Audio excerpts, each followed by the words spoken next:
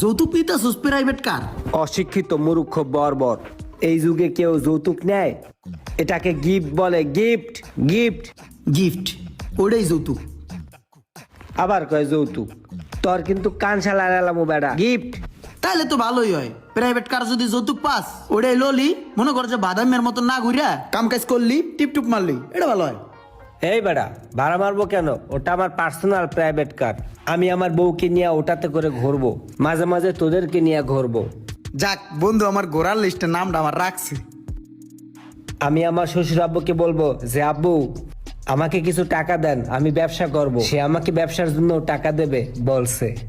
মামা তুই ভরপুর যৌতুক লইতেছস। হ্যাঁ বুঝছি। এই যৌতুক কি?